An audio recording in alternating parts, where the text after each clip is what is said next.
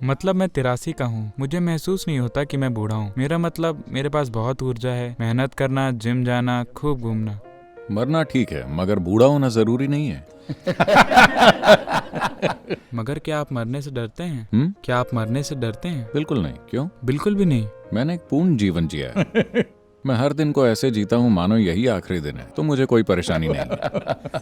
क्या आप अच्छी नींद सोते हैं? ओह हाँ, देखिए 25 साल तक मैंने सिर्फ 2.5 से 3 घंटे नींद से काम चलाया है। हे भगवान। रात में? हाँ, रात में? इन दिनों मैं आलसी हो रहा हूँ। मैं औसतन 4.5 घंटे सोता हूँ। वाह। आप जानते हैं मेरी पत्नी और मैं 9 घंटे सोते हैं। इसका मतलब है कि आप आधे जीवन सोते रहेंगे। अगर मैं 2.5 घंटे सोया होता तो मैं अभी ऐसे बैठा होता। नहीं है, शरीर को नींद की नहीं, उसे आराम की जरूरत होती है।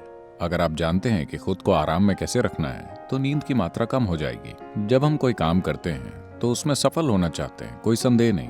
पर आज सभी कामयाब लोगों को देखिए, वो संदेश फैला रहे हैं सफलता दुख है, सफलता कष्ट है। अगर आप ये संदेश फैलाएंगे तो अगली पीढ़ी सफलता नहीं चाहेगी। शायद उनके मन में ये शब्द ना हो, मगर वो सफलता नहीं चाहेंगे क्योंकि वो आपकी सफलता देख रहे हैं और वो आपकी तरह नहीं होना चाहते। उन्हें लगता है कि वो गांजा पीकर बेहतर है, और वो हैं। ये सच है।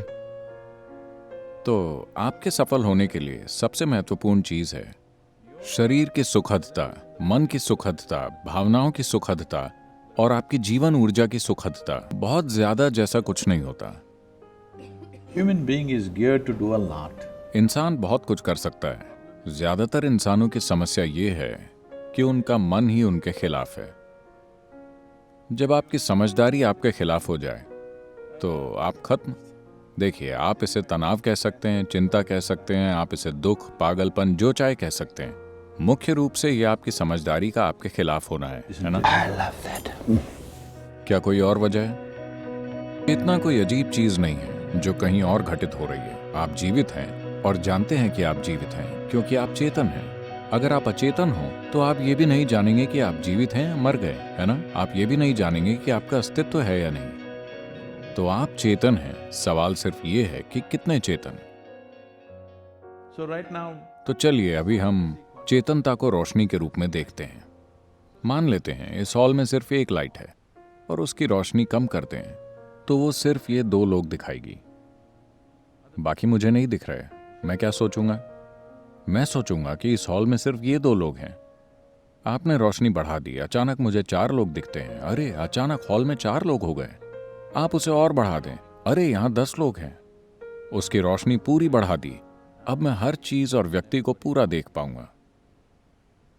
चेतनता बस यही है। हर कोई चेतन है।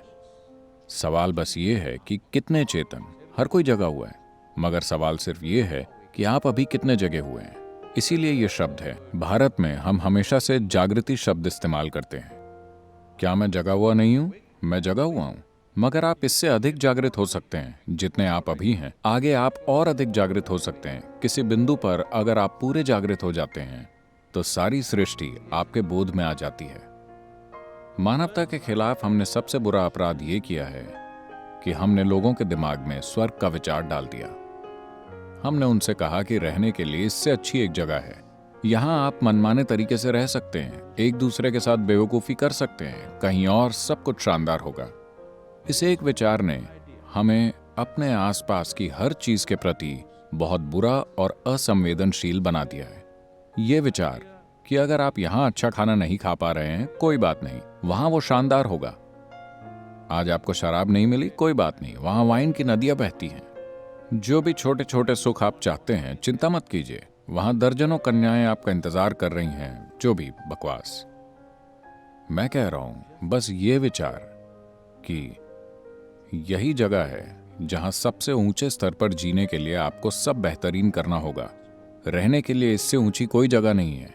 ये सबके अंदर समा जाना चाहिए। अगर हम बहुत अच्छे तरीके से जीना चाहते हैं तो यही वो जगह है ना?